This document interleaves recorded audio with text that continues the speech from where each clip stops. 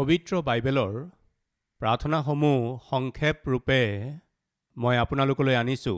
আজি আমি 54 নম্বৰ গীতৰ প্ৰাৰ্থনাটো চাম। সকলোৱে একেলগে প্ৰথম পদৰ পৰা পঢ়িম। হে ঈশ্বৰ, তোমাৰ নামৰ দ্বাৰাই মোক পৰিত্ৰাণ কৰা, তোমাৰ শক্তিৰে মোৰ বিচাৰ নিষ্পত্তি কৰা। হে ঈশ্বৰ, মোৰ প্ৰাৰ্থনা শুনা, মোৰ মুখৰ বাক্যলৈ কাণ পাতা, কিয়নো বিজাতীয়বোৰ মোৰ বিৰুদ্ধে উঠিছে, অত্যাচাৰীহঁতে মোৰ প্ৰাণ বিচাৰিছে। সিহঁতে নিজৰ আগত ঈশ্বৰক নাৰাখে। চোৱা, ঈশ্বৰ মোৰ সহায়কৰ্তা, প্ৰভু মোৰ প্ৰাণ ৰক্ষক। তেওঁ মোৰ শত্ৰুবোৰক সিহঁতৰ অপৰাধৰ প্ৰতিফল দিব।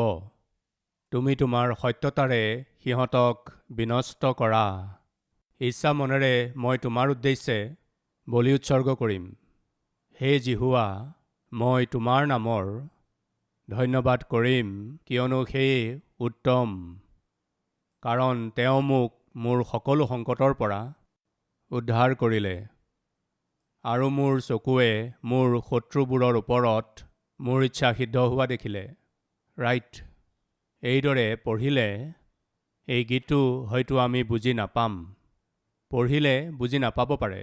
আমি যি পঢ়িলোঁ তাক ধ্যান কৰিলেহে আমি বুজিব পাৰিম। এতিয়া আপোনাক বুজাবলৈ চেষ্টা কৰোঁ। প্ৰভু, নিজৰ নামৰ দ্বাৰাই মোক উদ্ধাৰ কৰক, আৰু আপোনাৰ পৰাক্ৰমেৰে মোক ন্যায় কৰক। মোক উদ্ধাৰ কৰক মানে দাউদ এতিয়া সমস্যাত আছে। মোৰ বিচাৰ কৰক, তাৰমানে দাউদৰ প্ৰতি কিবা অন্যায় হৈছে। সমস্যাত আছে আৰু অন্যায়ো হৈছে। সমস্যা অহাত, অন্যায় হোৱাত দাউদে কি কৰিছে? প্ৰাৰ্থনা। সাধাৰণতে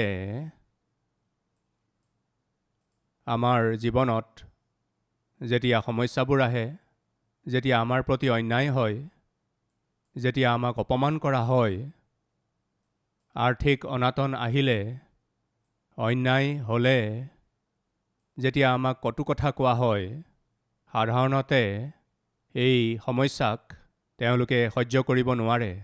নিন্দা সহ্য কৰিব নোৱাৰে। সেই কটু কথাবোৰ শুনিব নোৱাৰে আৰু টোপনিৰ ঔষধৰ আশ্ৰয় ল'ব লগা হয়। কিছুমানে বাৰ আৰু ৰেষ্টুৰেণ্টত আশ্ৰয় ল'ব লগা হয়, মানে মদ্যপানত। আৰু কিছুমানে সেই কষ্ট সহ্য কৰিব নোৱাৰে, টেনশ্যন সহ্য কৰিব নোৱাৰে, সেই অপমান সহ্য কৰিব নোৱাৰে, সেই অকলশৰীয়া অৱস্থাক তেওঁলোকে সহ্য কৰিব নোৱাৰে আৰু ড্ৰাগছৰ আসক্তিত পৰি যায়। কিছুমান মদ্যপানৰ আসক্তিত পৰে, বন্ধুবৰ্গৰ সহায় ল'বলৈ চেষ্টা কৰে। যদি বন্ধুবৰ্গৰ সৈতে গৈ বহে, হয়তো অলপ সান্তনা পাব বুলি ভাবি বেয়া বন্ধুবিলাকৰ সৈতে গৈ বহে। মদপী বন্ধুবিলাকৰ সৈতে সময় কটায়। মদপীবিলাকৰ সৈতে বহিলে কি হ'ব? আমিও মদপী হৈ যাম। বেকাৰ বন্ধুবিলাকৰ সৈতে সময় কটালে কি হ'ব? আমিও বেকাৰ হৈ যাম। বনৰীয়া বন্ধুবিলাকৰ সৈতে গ'লে কি হ'ব? লাহে লাহে আপুনিও কোনোবা নহয় কোনোবা দিনা বনৰীয়া হৈ পৰিব। ড্ৰাগছৰ আশ্ৰয় ল'লে কি হ'ব?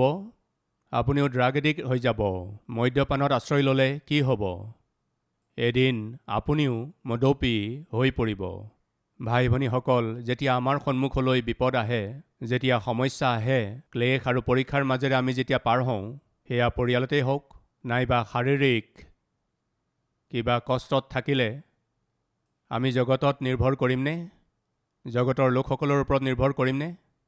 জগতে যি খন্তেকীয়া আনন্দ দিয়ে, সেইবোৰত আমি আশ্ৰয় ল'ব লাগেনে? নে প্ৰতিটো সমস্যাৰ সমাধান দিব পৰা ঈশ্বৰৰ ওপৰত নিৰ্ভৰ কৰিব লাগে? এই সময়ত দাউদৰ জীৱনলৈ চাওকচোন। তেওঁ বিপদত পৰিছে। দ্বিতীয়তে, তেওঁৰ জীৱনত কিছুমান অন্যায় হৈছে। যেতিয়া তেওঁৰ জীৱনত সমস্যাবোৰ আহিছিল, তেওঁ কি কৰি আছিল?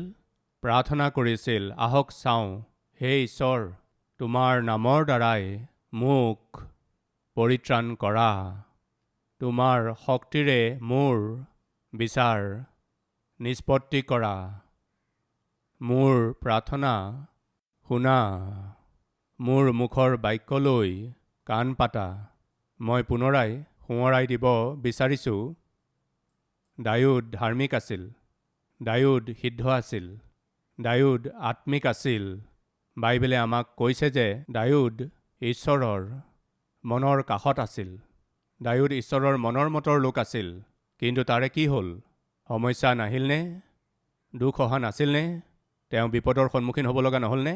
তেওঁৰ প্ৰাণলৈ সংকট অহা নাছিলনে? নিশ্চয় আহিছিল। যেতিয়া সমস্যাবোৰ আহিছিল, যেতিয়া কষ্টবোৰ আহিছিল, সিদ্ধ জীৱন যাপন কৰি থাকোঁতেও, ঈশ্বৰৰ ইচ্ছা অনুসৰি জীৱন কটাই থাকোঁতেও তেওঁলৈ সমস্যা আহিছিল, বিপদ আহিছিল, কষ্টবোৰ আহিছিল, আনকি তেওঁৰ প্ৰাণহানিৰো উপক্ৰম হৈছিল। তেওঁ নিৰাশ হৈছিলনে? তেওঁ হতাশ হৈছিলনে? যেনেকৈ মই কৈছিলোঁ, কিছুমান মানুহৰ জীৱনত যেতিয়া দুখ কষ্ট সমস্যা আহে তেতিয়া কি কৰে?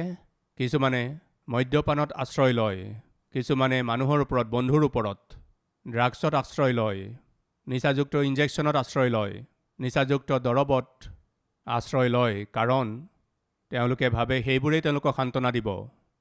যদি আজি আপুনি নিজৰ জীৱনত সমস্যাৰ মাজেৰে গৈ আছে, কষ্টৰ মাজেৰে গৈ আছে, বেমাৰৰ মাজেৰে গৈ আছে, আৰ্থিক অনাটনৰ মাজেৰে, সম্বন্ধবোৰত সমস্যাৰে, অপমান নিন্দাৰ মাজেৰে যদি গৈ আছে, তেন্তে শুনক, আপুনি যিজনৰ ওপৰত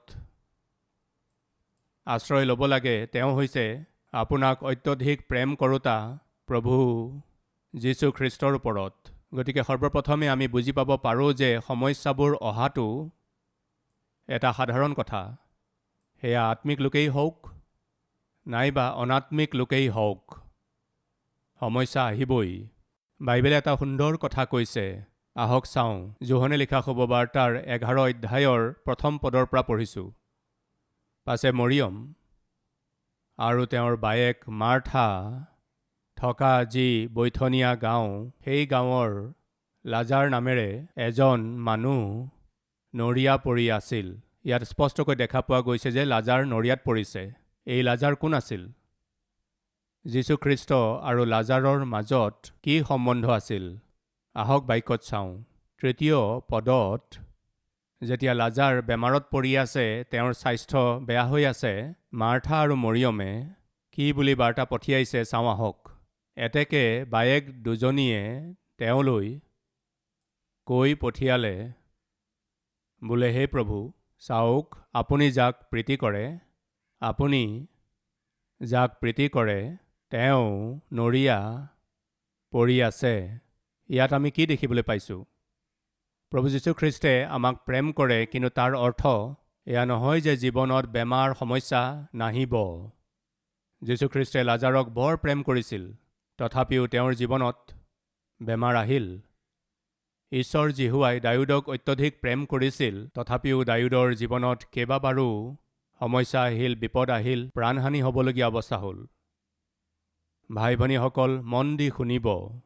আমি যিমানেই বাক্য অনুসৰি জীৱন কটালেও, ঈশ্বৰৰ ইচ্ছা অনুসৰি জীৱন কটালেও, তথাপিও জীৱনলৈ সমস্যা আহিব, দুখ আহিব, কষ্ট আহিব, ক্লেশ আহিব, বেমাৰ আজাৰ আহিব।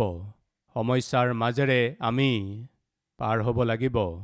কিন্তু এই সকলোৰে মাজত এটা সন্তুষ্টদায়ক কথা হৈছে যে প্ৰভু যীশুখ্ৰীষ্ট আমাৰ লগত থাকিব। কোন আমাৰ লগত থাকিব?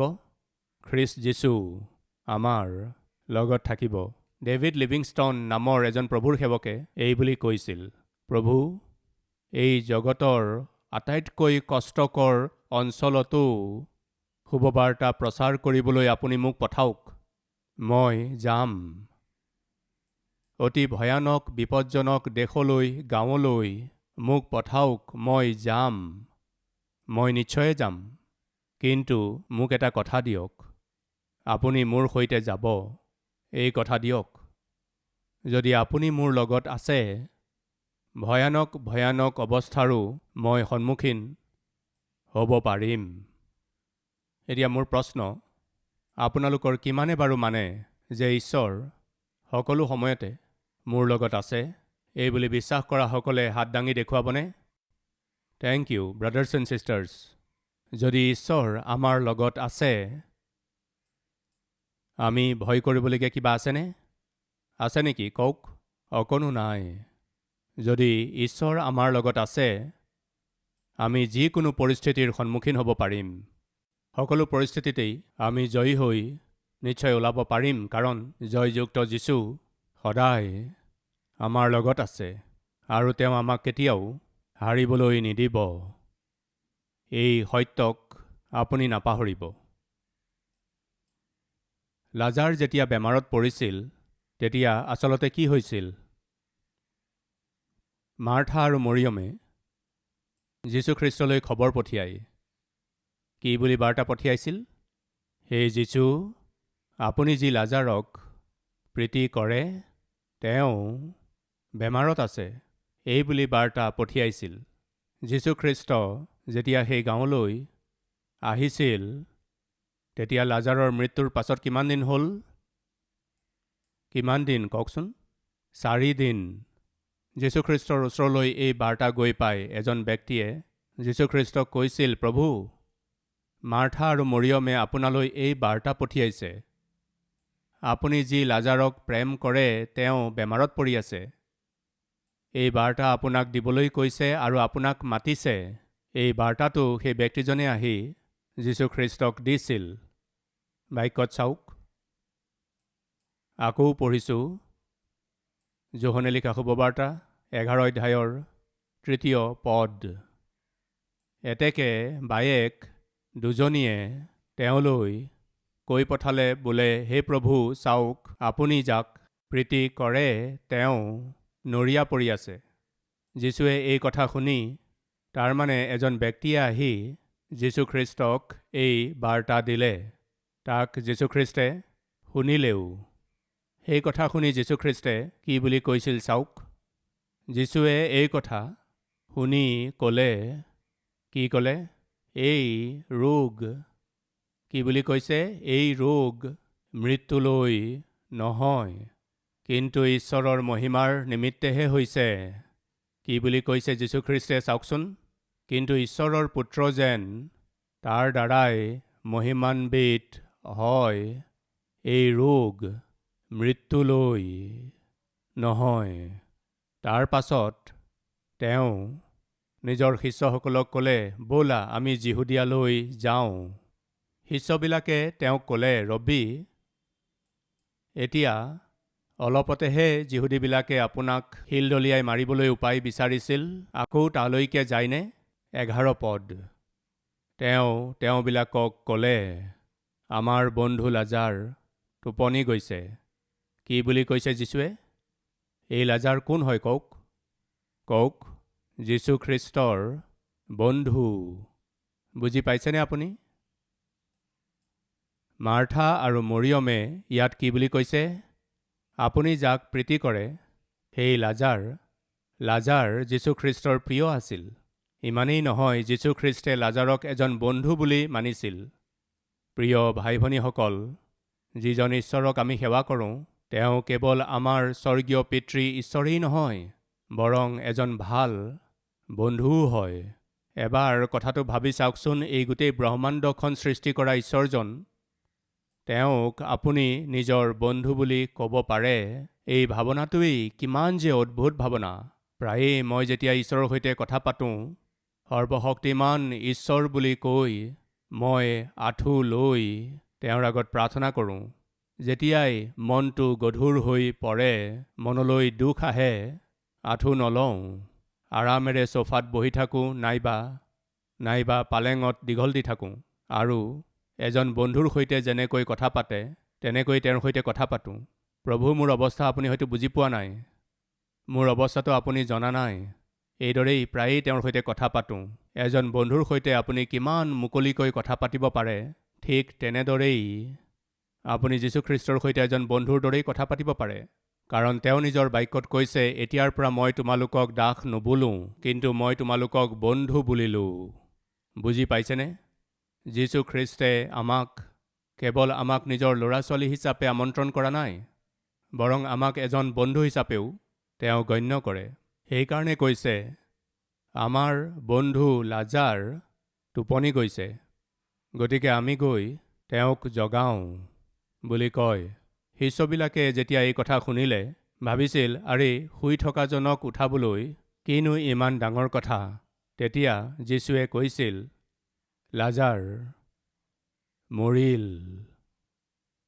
যীশুখ্ৰীষ্টৰ ওচৰলৈ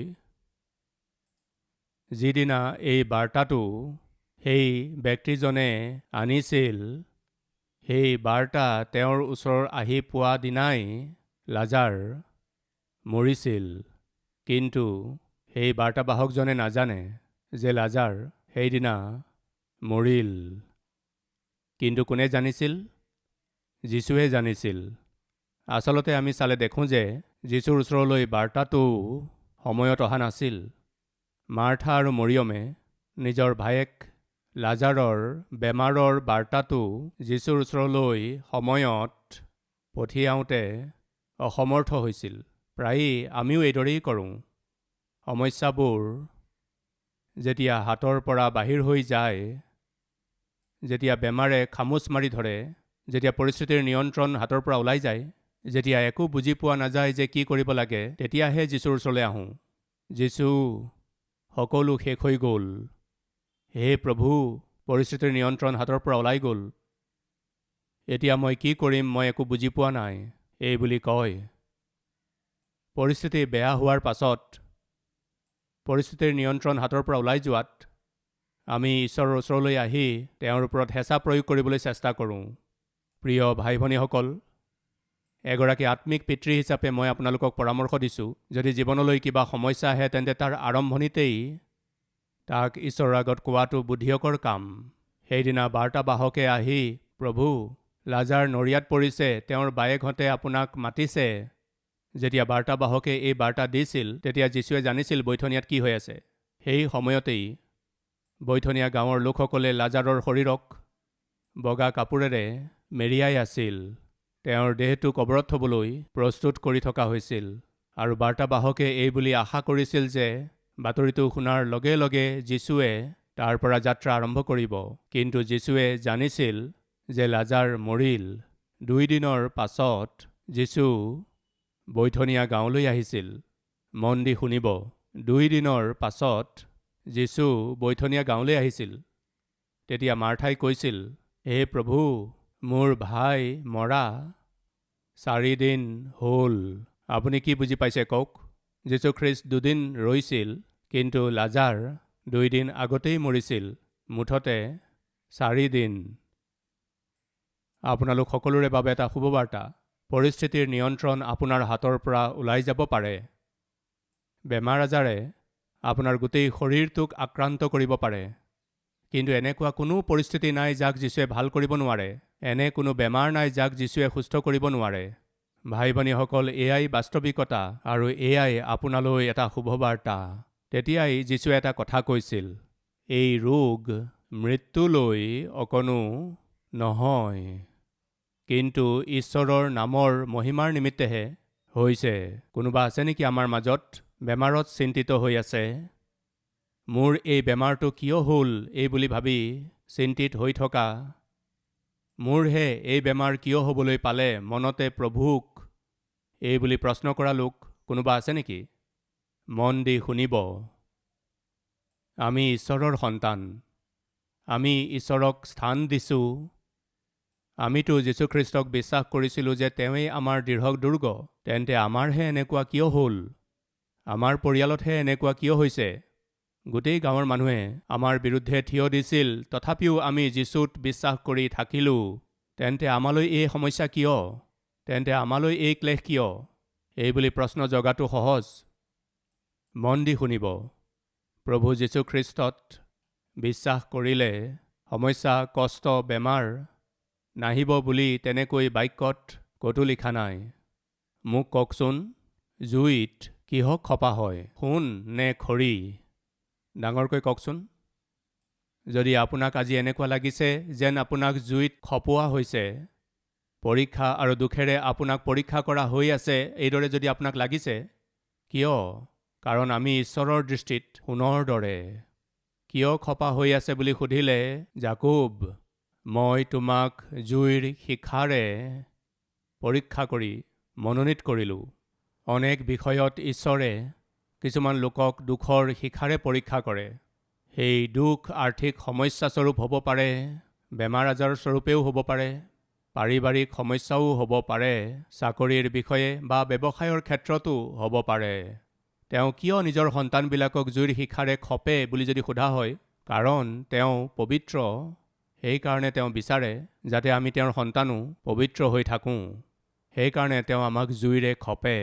ইংৰাজীত বৰ ভাল এটা প্ৰভাৱ আছে, গোল্ড নেভাৰ ফিয়াৰ্ছ ফায়াৰ, মানে সোণে কেতিয়াও জুইলৈ ভয় নকৰে, কাৰণ জুয়ে সোণক কি কৰে কওকচোন, শুদ্ধ কৰে।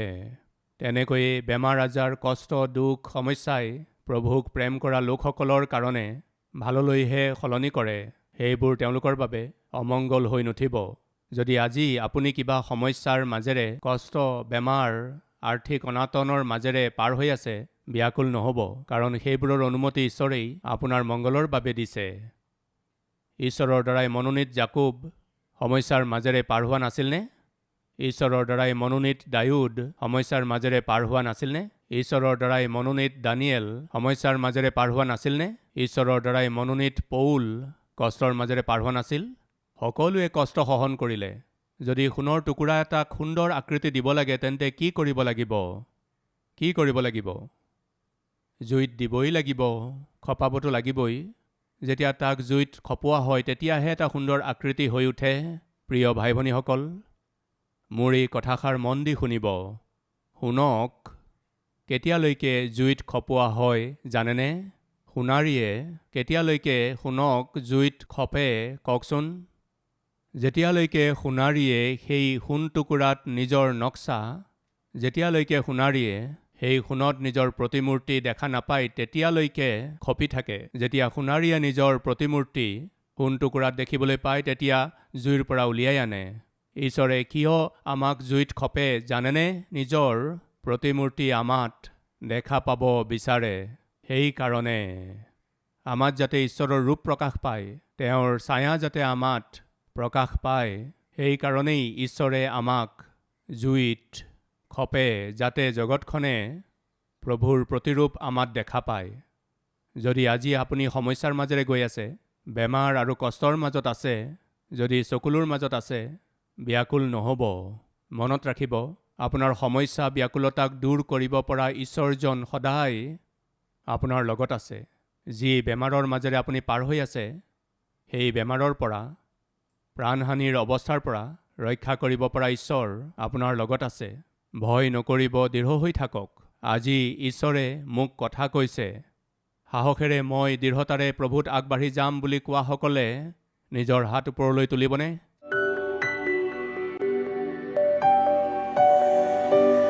মহান পবিত্ৰ প্ৰেমময় পিতৃ ঈশ্বৰ, অতি স্পষ্ট ৰূপে 54 নম্বৰ গীতৰ পৰা আপুনি আমাক কথা ক'লে। সমস্যা আহিলে, কষ্ট আহিলে, বেমাৰ আজাৰ আহিলে আমি মদ্যপানৰ আশ্ৰয় ল'ব নালাগে। মানুহৰ ওপৰত আমি ভৰসা কৰিব নালাগে। আমি আপোনাৰ ওপৰতহে নিৰ্ভৰ কৰিব লাগে। যদি আজি কোনোবা আমাৰ মাজত আছে, জীৱনৰ সমস্যাবোৰৰ কাৰণে হতাশ হৈ ড্ৰাগছৰ নাইবা মদ্যপানৰ নাইবা অন্য নিচাযুক্ত বস্তুৰ আসক্ত হৈছে, যদি প্ৰভু তেওঁলোকক ৰক্ষা কৰক। সেই অৱস্থাৰ পৰা তেওঁলোকক বাহিৰ উলিয়াই আনক। আপোনাত নিৰ্ভৰ কৰি তেওঁলোকৰ জীৱনত আপুনি আচৰিত কৰ্ম কৰিব, সেই বিশ্বাসেৰে সৈতে আগুৱাই যোৱাৰ অনুগ্ৰহ আপুনি তেওঁলোকক দিয়ক। প্ৰভু যীশুৰ নামেৰে প্ৰাৰ্থনা মাগিছোঁ, শুনক আৰু গ্ৰহণ কৰক পিতৃ। আমেন।